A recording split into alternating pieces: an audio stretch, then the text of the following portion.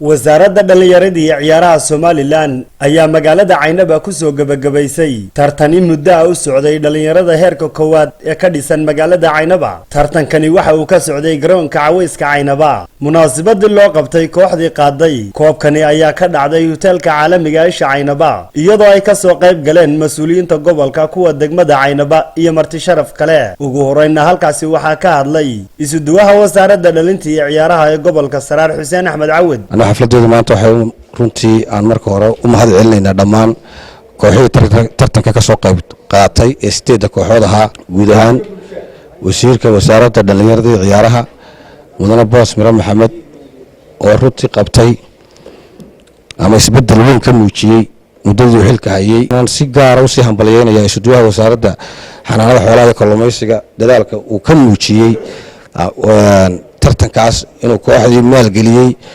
direysadeedii qalabkeedii. dhanka kale waxaa halkaasi ka hadlay mas'uuliyiinta gobolka kuwa degmada Caynaba ugana mahad celiyay isuduwaha wasaaradda dhalinta iyo ciyaaraha ee gobolka Saraar sidii hufneed ee tartankani uu soo gabagabeeyay.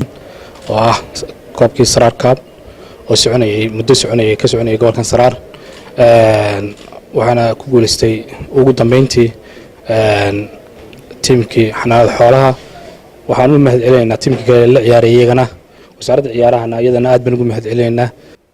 haddaa barbilow samayseen waa waxyaabaha bulshada isdhexgeliya runtii waxa weeyaan gobolkan marar badan baan soo joogay ciyaaraheedu iyagoo kala go-aan oo degme iyo tuulo iyo reer u kala go-aan runtii niyadda ku hagaajinaya aad ku yidiinaysa waxa weeyaan dhalinyaradii oo isdhex gasho oo degmooyinkii iyo goobihii iyo magaalooyinka ku wada ciyaaraya. dhalinyarada isboortiga gobolka Saraar waxaan maanta halkan horteena yaala koobkaas oo ay maanta qaadanayso kooxda ku ciyaaraysa wasaaradda xanaanada xoolaha.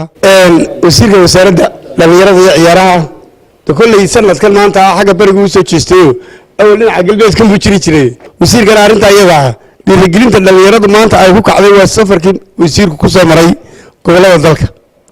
safarka wasiirku ku soo maray gobolada dalkana aad iyo aad mid waxtar weyn u yeeshay ayuu noqday. aadna waan ugu mahadnaqaynaa. ugu dambeyntii halkaasi waxaa abaalmarino iyo bilado la guddoonsiiyey ciyaartooygii ka qayb qaatay intuu tartankani socday.